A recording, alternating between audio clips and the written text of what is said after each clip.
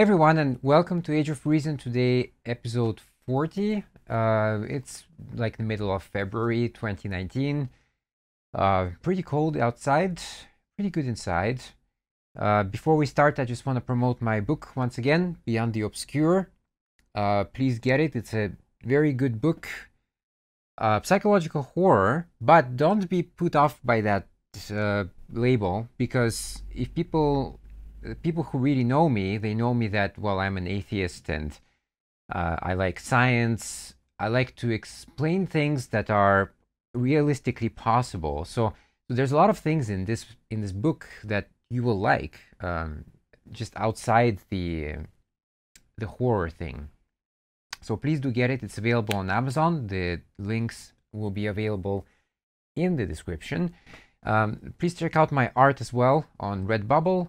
It's mainly a bunch of posters, but it's really for all kinds of taste. There's some mature content as well. So anyway, please check it out. People like posters in general. I sure do. I have things all over the place. So it's always good, and I try to make new things all the time. Today I'm going to talk about climate change. This is not a continuation of last week at all, but it is all related, of course, so it does help if you've watched the previous shows.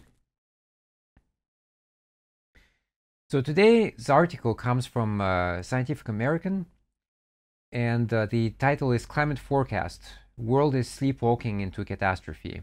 And it was posted mid-January 2019. This came up recently in the comments on my page because, yeah, it seems to me also that people are just extremely indifferent when it comes to the topic of climate change. If you watched the movie Before the Flood with DiCaprio, even he says at the beginning, I think, that every time you even start talking about climate change, people just kind of tune out. It's just not interesting. But actually, climate science is extremely interesting. There's a lot of stuff that goes into it. It's not just weather science. It's it's climatology in general. It's watching the oceans, because they play a huge part, of course, as well. It's watching the forests, because there's a lot of deforestation going on right now. It's about desertification.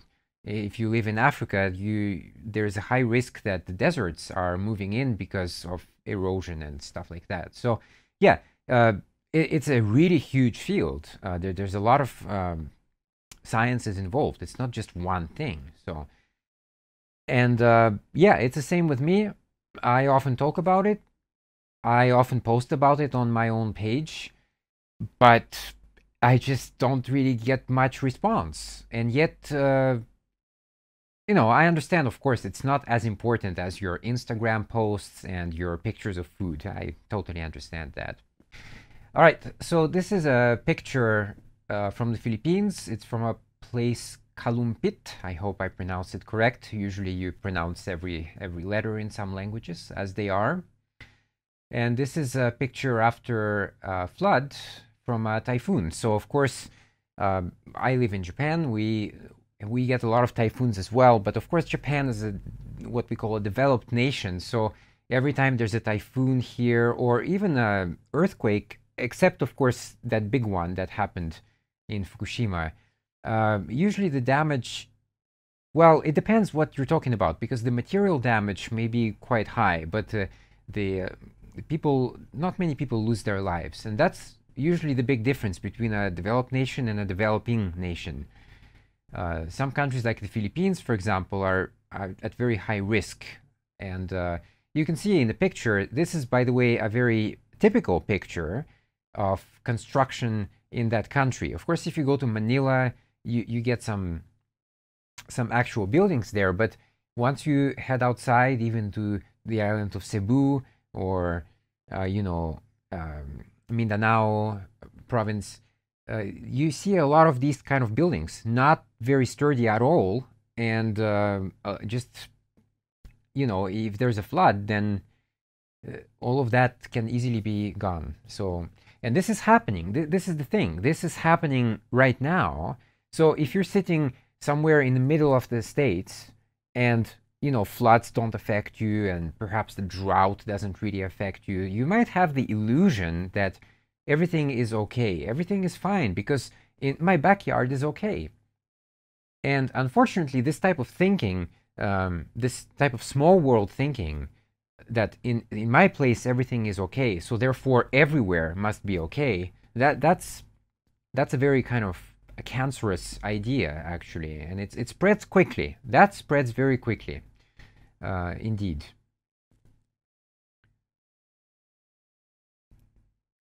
So climate change is the biggest threat to the planet, the World Economic Forum said yesterday in a sweeping catalogue of global risks. The institution's annual analysis of economic dangers worldwide named extreme weather, natural disasters, man-made environment disasters, biodiversity loss, and failure to adapt to climate change as the chief perils to society. And since we're on that topic, I just wanted to mention that, some people say, well, the climate has always been changing. Yeah, but that means, usually that type of sentence is uttered by people who actually don't understand climate change at all. Or they might say that as a joke, but if they are serious, and usually if I check on those people, it turns out that they are serious about it. So if you are actually saying that just climate has always been changing, so that's nothing to worry about, well, you just haven't studied the topic then. And you should probably take a course or two online and study from universities or something like that, because the rate of change is absolutely out of control just very recently, in a very short time span. We're talking about 150 years, or even since the beginning of the Industrial Revolution. That's what you're talking about. You're comparing that tiny slice of time to basically, I don't know how long these cycles are, but they are very long. They, I think, millions of years. So you're comparing apples and oranges. It's not the same thing. Of all the risks to the globe, it is in relation to the environment that the world is most clearly sleepwalking into catastrophe, the WEF said in its Global Risk Report. The results of climate inaction are becoming increasingly clear. So again, I showed this curve last time, but this is important. Perhaps it is the most important thing here to remember. The curve of CO2 emissions goes hand in hand with the amount of population. So the more people you have, the more consumption you have, and then, of course, CO2 emissions increase as well. They really go hand in hand. And people were saying, I've read some interesting things, actually. I heard people say that, well, if you're talking about this problem of overpopulation, then we're going back to the days of what was called eugenics. Okay, but eugenics was a term coined towards the end of the 19th century or so. If you're looking at the curve, the population at that time was still manageable. So again, it's not a fair comparison. It sounds intellectual, but yet it fails miserably. The population rises dramatically after World War II, and that's already, we're in uncharted waters now. This is new territory. We don't really know how this is going to end up. Don't act surprised. This happens all the time. Before the economic crisis in the US, for example, very few professional economists actually thought that the economy would collapse the way that it did. Very few of them. And they're supposed to be professionals. They're supposed to be the experts on the matter. And yet they got it wrong. So don't just listen to some people on the internet that don't really know what they're talking about. It's true, we don't know at all, actually, where this is going. But usually the results so far have always been worse than the prediction. Just bear that in mind. The report noted that the IPCC in October analysis that bluntly said we have at most 12 years to make the drastic and unprecedented changes needed to prevent average global temperatures from rising. 1.5 degrees Celsius, roughly 2.7 degrees Fahrenheit, Limiting global temperatures increase to that amount is the goal of the International Paris Agreement. Meeting that goal will require unprecedented action to drive decarbonization of agriculture, energy, industry, and transport, WEF report said. However, it appears increasingly unlikely that the world will meet even the 2 degrees upper limit identified by the Paris Climate Agreement. Yes, unfortunately, that is the case. Even countries like China, who have done tremendous progress actually on solar panels and stuff like that, even they actually increased their coal production in the last year, I think. That was the statistic. So they built more. There were satellite pictures released of some sites that were unfinished, and then they were finished, fully built and ready for operation or already in operation. So yeah, I fear that until at least 2030, there is a very high chance that we're going to definitely keep increasing the emissions. Maybe then, after that, it will curb. We'll have to see.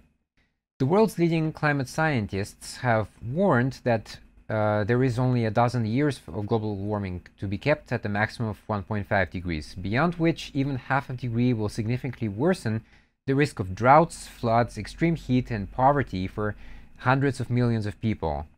So this is a related article, of course, and it's interesting because why is it so important, I should say, to keep it at 1.5 degrees and not 2 degrees? Well, here are some quick facts. For example, so by the end of the century, let's say, global sea level rise would be 10 centimeters lower, with global warming of 1.5 compared to 2. So you're probably thinking that, well, half a degree is not that big of a deal. Certainly for people, in Japan in summer, let's say it's 40 degrees Celsius. If it's 40.5, definitely will adapt to that. It still sucks. I hate summer, but we can definitely survive. But it does make a huge difference on the ice out there and on the crops out there. Extreme heat waves will be experienced by 14% of the world population at least once every 5 years at 1.5 degrees, but that figure rises to more than a third of the planet if the temperatures rise to 2 degrees. Again, huge difference. Just half a degree makes a huge difference. We're talking about global average temperatures. Again, it's not just your temperature in your one little spot on the Earth. We're talking about the average on the globe. So there are temperature sensors all over the planet, and that's how we measure it, very precisely indeed.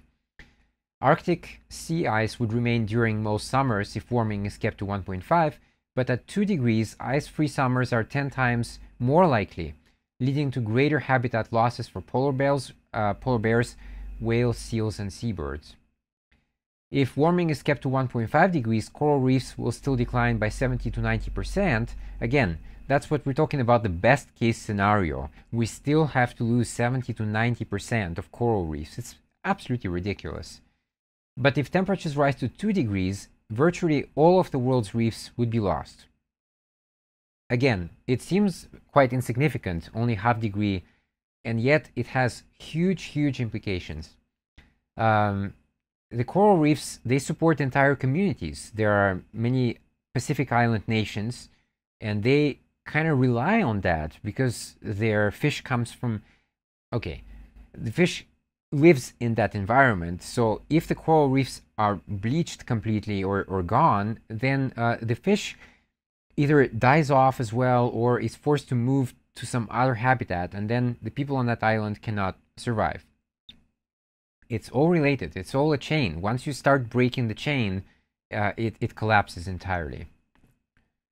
Which I'm going to talk about in a future article, because it's important to understand that collapse is already happening right now. Collapse is a process. It's not a result of something. It's a process, and we are absolutely in that process.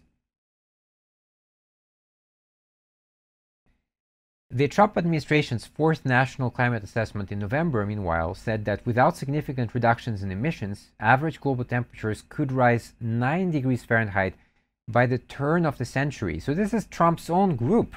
These are people, I mean, come on, a lot of people in his cabinet are absolutely paid by the fossil fuel industry. They deny climate change. They misinform the people on purpose because they're paid to do that. But even his own climate panel says that if we don't change anything, then we're in for a drastic increase in temperature.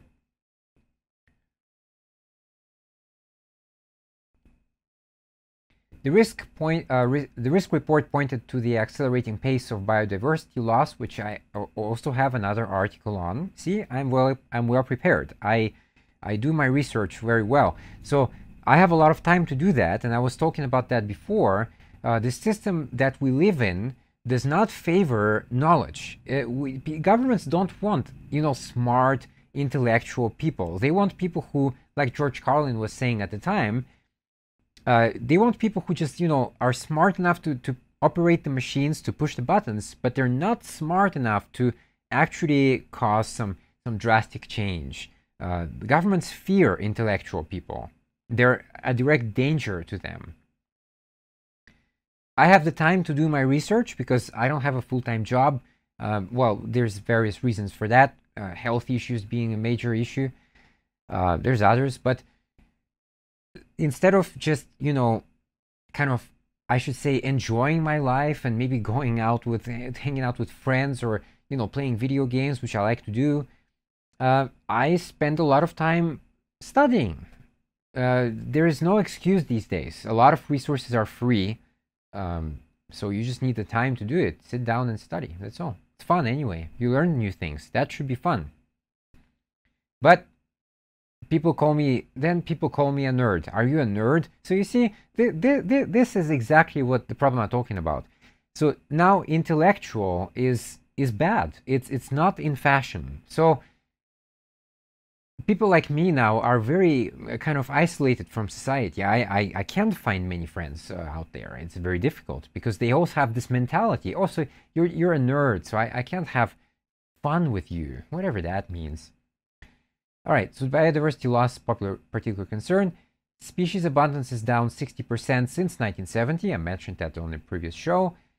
That affects the human food chain, health and socioeconomic development, with implications for well-being, productivity, and even regional security. So again, I said that before. When I was in high school, my geography teacher in the human geography class was talking about food wars. He was talking about water wars, and even at the time, that was in the 90s, I was saying, like, come on, there's no way. I mean, it's just a fear campaign. It's just propaganda, or it's something very unknown. And yet we see these things happening already. We see that happening, well, at least for a decade now, probably more. So these things are happening. Climate change as well is increasing strain on the global food system through changes in temperature, precipitation, and extreme weather events, along with higher carbon emissions. The last 4 years have been the hottest on record, it said. Sea level rise is another peril. An estimated 800 million people in more than 570 coastal cities are vulnerable to oceans rising 1.6 feet by 2050, and a lot of these cities are in the States as well. So, these people should absolutely be worried. Higher waters are already hitting home in the United States, the report said. Cities like Norfolk, Baltimore, Charleston, and Miami experience flooding on sunny days due to rising sea levels. Rising water threatens roads, railways, ports, sanitation systems, tourism, agriculture, power plants, and underground cables that connect the internet. Well, yeah, if you're, again, if you're in Miami, since they mention it here, you could be enjoying your day out in your lawn, and then sewage water comes from below because the water is rising, right? This is already happening. We already see that. Many people complain about it, and yet the governor of Florida, who is Rick Scott, if I'm not mistaken, he's a climate change denier. He takes huge donations from fossil fuel industries. So that's your enemy. I'm not your enemy. Please try to understand that. I'm just trying to spread knowledge to people, information, because a lot of the time what I talk about is very neglected on mass media. It's maybe like somewhere in the corner or a footnote on CNN or BBC or something, but I give these issues, I shed light on those issues, which is very important. The article ends by, as sea levels rise and urban vulnerabilities increase, the urgency of the need to respond to these changes is going to intensify, the report said. Beyond adaptation measures, addressing urban vulnerability to sea level rise will require households, businesses, and governments to avoid exacerbating dangers. There is little point putting new flood defenses in place, for example, if existing defenses are undermined through continued development of homes and businesses in coastal areas and on floodplains. So the first time I heard about floodplains was also back in my geography class in high school. And basically the teacher said, all right, so floodplains, that's what it means. It's a plain that gets flooded occasionally from time to time. People build houses there. What do you think is going to happen? Of course, it's going to get flooded. So my question was, well, why do people build there then? Isn't that just dumb? And the reason, of course, is cost. Of course, if you buy land there, it's much cheaper. And some people don't even study the area. They think it's a great price. So I'm going to, build a house there. And then it gets flooded. But that is a problem also of population. So these people probably have nowhere else to go. The number of apartments is limited wherever you go in New York, Tokyo, Berlin. So then the rest of the people, they have to live somewhere. So then they go to these places, but then these places get flooded, or there's severe droughts there or whatever. So anyway, it all kind of comes back in full circle, I guess. Okay, and that's it for today's show. I hope you enjoyed. I hope you found it interesting. The whole idea is to find some educational value in this and hopefully learn something. And, if you like it, please share it. Please remember to get my book, Beyond the Obscure, available on Amazon. Please check out my art on Redbubble as well. All the links will be in the description below. And hopefully I will see you next week. Probably we'll talk more about something related to climate change. Until then.